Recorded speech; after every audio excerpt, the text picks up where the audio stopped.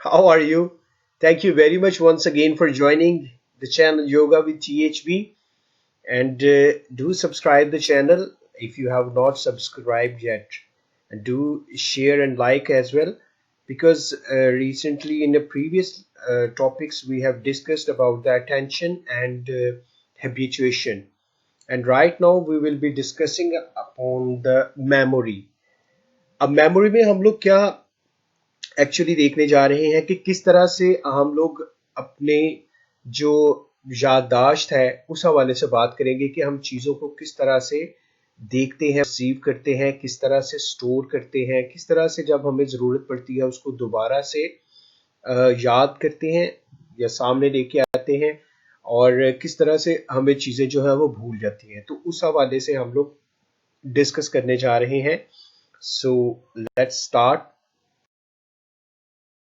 सबसे पहले हम लोग ये जानते हैं कि एक्चुअली जब हम लोग मेमोरी को प्रोसेस करते हैं तो वो किस तरह से होती है। तो सबसे पहले जो हम लोग अपनी जो 5 सेंसेस को यूज करते हुए इंफॉर्मेशन को एक्वायर करते हैं। एक्वायर का मतलब होता है कि लाइक फॉर एग्जांपल हम लोग फर्स्ट टाइम किसी अपनी ऐसे ऑब्जेक्ट को देख रहे हैं, like new car, new bike, new house, new scenery, या किसी नए इंसान से मिलना, या किसी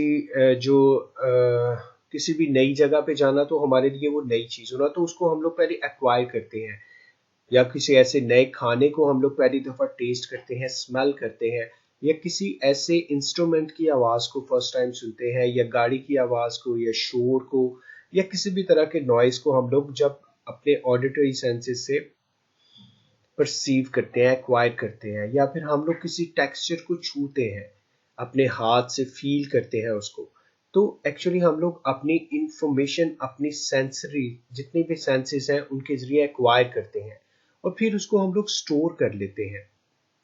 अब वो हम लोग अपनी लॉन्ग टर्म मेमोरी में कर रहे हैं या शॉर्ट टर्म मेमोरी में कर रहे हैं, वो अगली स्लाइड्स में हम लोग चल के देखते हैं, लेकिन उसको हम लोग स्टोर करते हैं अगर वो हमारे लिए इंटरेस्ट का बायस है। फिर उसको रिटेन हम लोग कर लेते हैं, और रिटेन उसी सूरत में करते हैं हम लोग जब हम लोग सोचते हैं कि this information would be help us out in our future, तो उस हवाले से हम लोग उसको कुछ देर के लिए रिटेन कर लेते हैं, और फिर लेटर रिट्रीव दिस इंफॉर्मेशन, और जब हमें ज़रूरत पड़ती है इसको रिट्रीव कर लेते हैं हम लोग उसको दोबारा से अपने उस जगह से वापस लाते हैं, चाहे वो खाने का जो ऐसा टेस्ट था, स्मेल थी, चाहे वो छू के हम लोगों ने कभी उससे एक्सपीरियंस किया था, या सुनी थी वो आवाज़, या फिर देखा था हमने कोई ऐसा ऑब्जेक्ट या सीनरी, तो उसको हम लोग दोबारा से रिट्रीव करते हैं। तो ये एक्चुअली एक पूरा प्रोसेस है। इसको 3 जो मेजर प्रोसेसेस में आगे इन्वॉल्व किया है। मेमोरी किस तरह से होती है कि सबसे पहले इनकोड करते हैं। फर्स्ट टाइम हम लोगों ने किसी नए ऑब्जेक्ट को देखा, फर्स्ट टाइम हमने किसी नए जो खाने का फूड है उसको स्मेल किया या टेस्ट किया, फर्स्ट टाइम हम लोगों ने आवाज़ सुनी, तो उसको हम लोग इनकोड करते हैं। अगर तो हमें उस चीज़ के, उस प्रोडक्ट के बारे में पता है, हम लोग उसको इनकोड करके अपनी मेमोरी का हिस्सा बना के उसको स्टोर कर लेंगे, चाहे वो स्मेल की सूरत में, चाहे वो टेस्ट की सूरत में, चाहे वो टच की सूरत में, चाहे वो देखने की सूरत में, चाहे वो सुनने के हवाले से। एंड रीचेबल, और फिर जब हमें उसकी ज़रूरत पड़ती है तो हम लोग उसका इस्तेमाल कर लेते हैं। सेम लाइक जिस तरह से आप ये लगेज बॉक्स देख रहे हैं, बैगेज, इसमें क्या है कि हम लोगों ने अपनी ज़रूरत की सारी चीज़ें रख छोड़ी है यहाँ पे, और जब हमें ज़रूरत पड़ेगी हम लोग इस वक्त इसको कैरी करते हैं अपने साथ, जिस वक्त हमें ज़रूरत पड़ेगी हम उसमें से वो सामान निकालेंगे और उसको इस्तेमाल कर लेंगे। सेम लाइक ये भी हमारे ब्रेन की तरह एक प्रोसेस कर रहा है, हम लोग इसको असेंबल कर सकते हैं, रिजेंबल उस तरह से।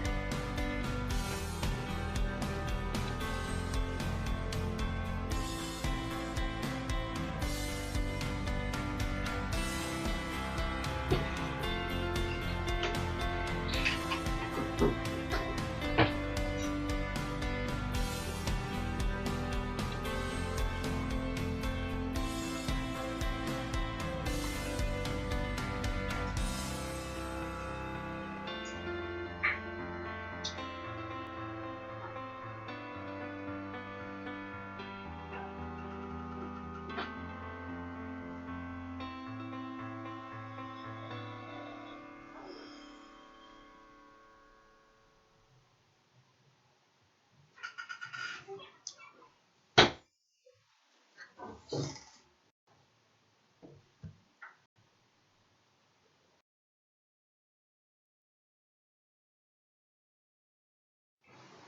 आप लोगों ने देखा कि यहाँ पे जो इंफॉर्मेशन हम लोगों ने ऑब्वियसली देख रहे थे, लेकिन स्क्रीन पे जो जितनी भी जो पिक्चर्स दिखाई जा रही थी उनमें से कुछ खाने की थी, कुछ परिंदे थे, कुछ टच किया होगा कभी आप लोगों ने, कुछ आवाज़ें सुनी होगी।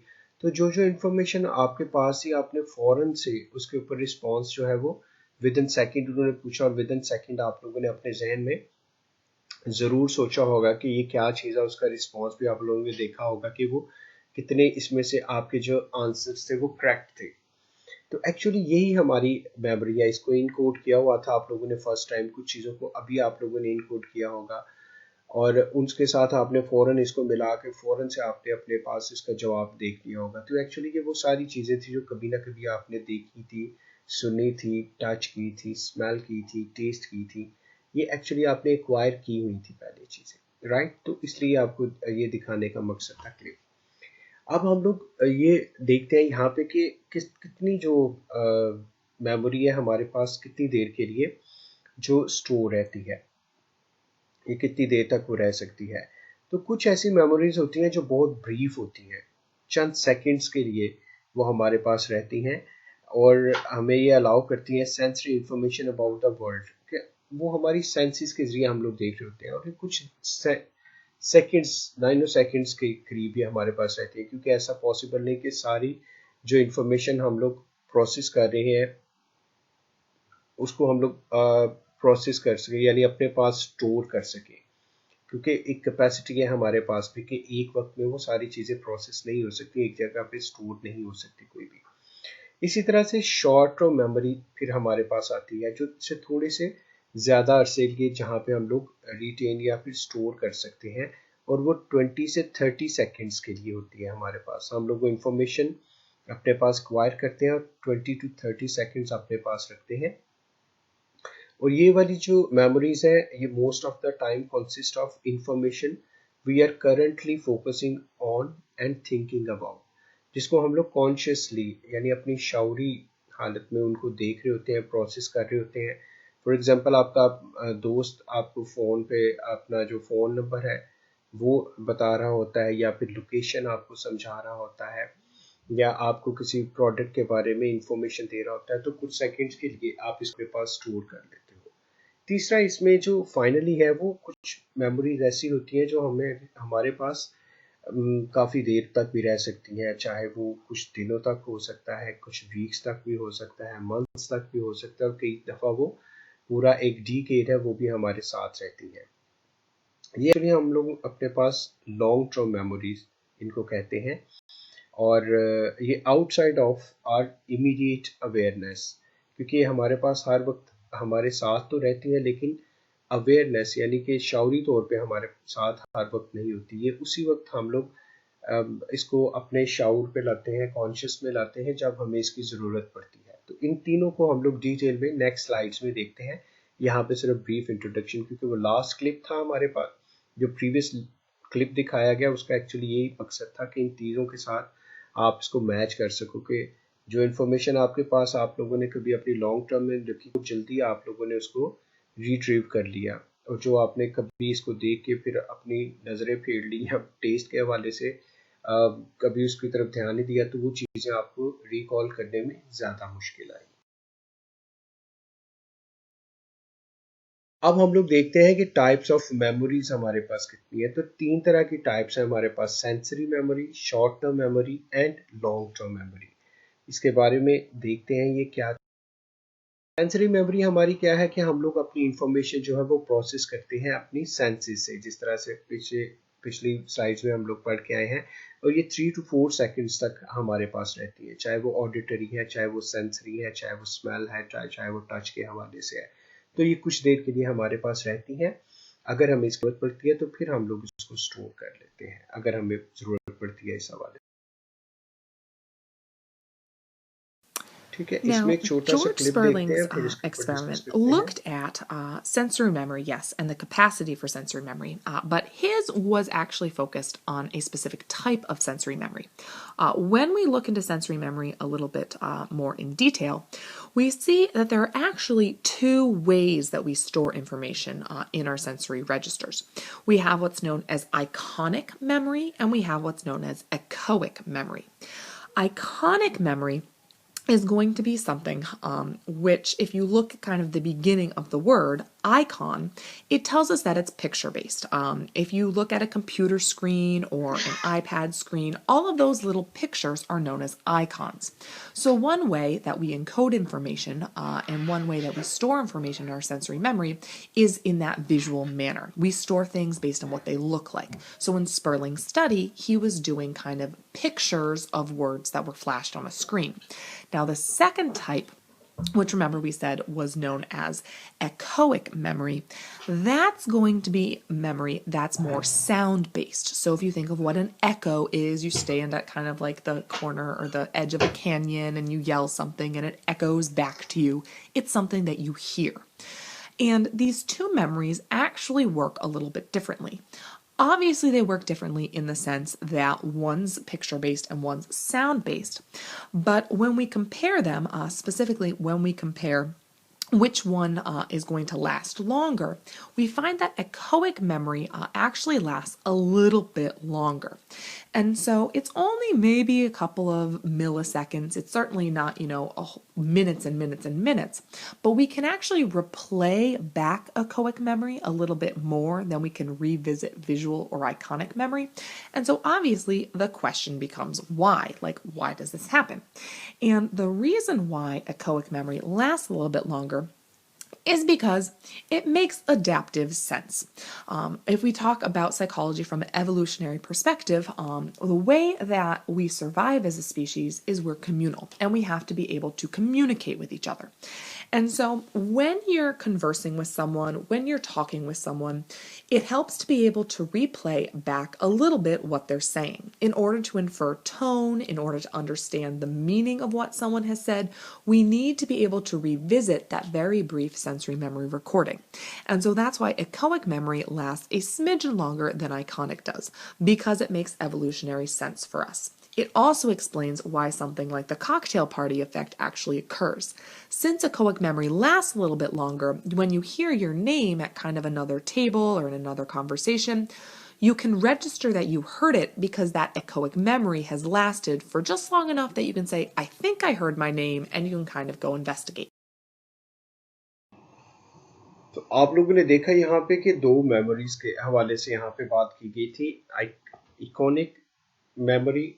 अब इसमें क्या होता है कि ये विजुअल सेंसरी के हवाले से होती है कि हम लोग चीज़ों को देखते हैं, क्योंकि सेंसेस के हवाले से बात की जा रही है, तो उसको हम लोग अपनी मेमोरी में इन्वॉल्व करते हैं। किस तरह से ब्रीफ इमेज हम लोग देखते हैं और फिर उसको हम लोग, ये हमारे पास रहता है, लेकिन 1/4 to 1/2 ऑफ अ सेकेंड ये हमारे पास ये मेमोरी रहती है और इसको हम लोग अपने पास स्टोर कर लेते हैं। अगर हम लोग देखते हैं कि इसको हम लोगों ने कभी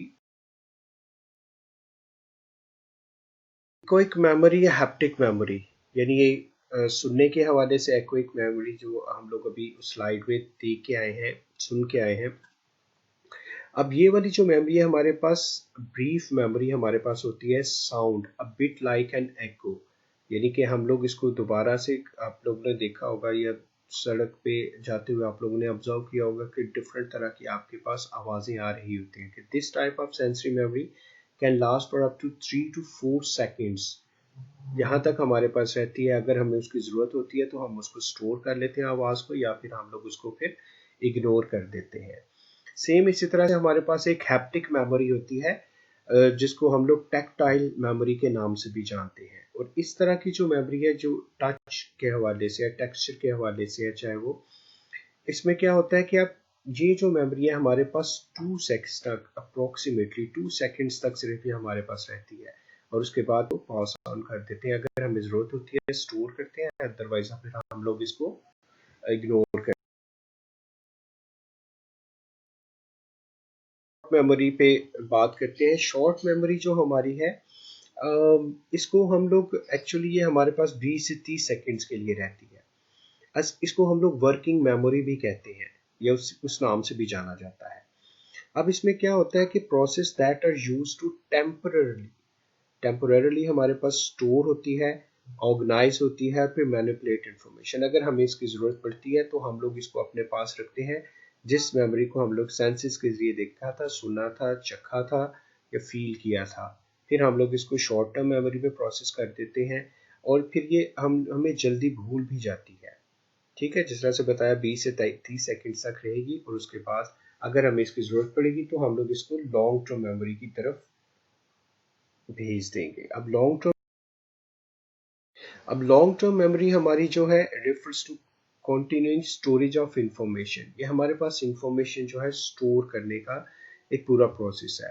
जिस तरह से फ्राइडियन साइकोलॉजी की अगर आप लोग बात करें तो long term memory would be called the pre conscious and unconscious, यानी ये हमारे कॉन्शियस नहीं बल्कि हमारे प्री कॉन्शियस एंड अनकॉन्शियस में हम लोग किसी ऑब्जेक्ट या प्रोडक्ट को देखा, उसको स्टोर कर दिया, किसी टेस्ट को, खाने के टेस्ट को हमने सूंघा, चखा, उसको वहाँ पे स्टोर कर लिया, या कोई भी ऐसा हादसा हमारे साथ आया, हमने उसको स्टोर कर दिया, या कोई भी ऐसी चीज़ हो सकती है उसको हम लोगों ने अपने प्री कॉन्शियस या अनकॉन्शियस में, ये हर वक्त हमारे साथ नहीं उस तरह से शौरी सतह पे रहता कोई भी।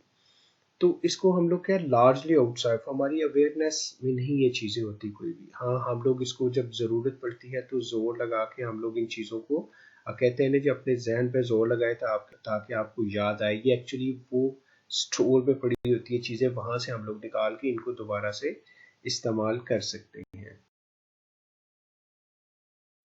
अभी हम लोग बात करेंगे लूजिंग मेमोरी पे कि जो हमारी जो मेमोरी है ये क्यों हम लोग लॉस कर देते हैं। ये एक्चुअली हम लोग एल्जाइमर या फिर हम डिमेंशिया के हवाले से बात नहीं करेंगे, हम लोग जो short term, long term and जो सेंसरी मेमोरी है उस हवाले से चीज़ों को डिस्कस करने जा रहे हैं। तो इसमें भी एक्चुअली 4 प्रोसेसेस होते हैं जिसकी वजह से हम लोग अपनी मेमोरी को लॉस करते हैं। Number 1, failure to store, interference, motivated forgetting and retrieval failure.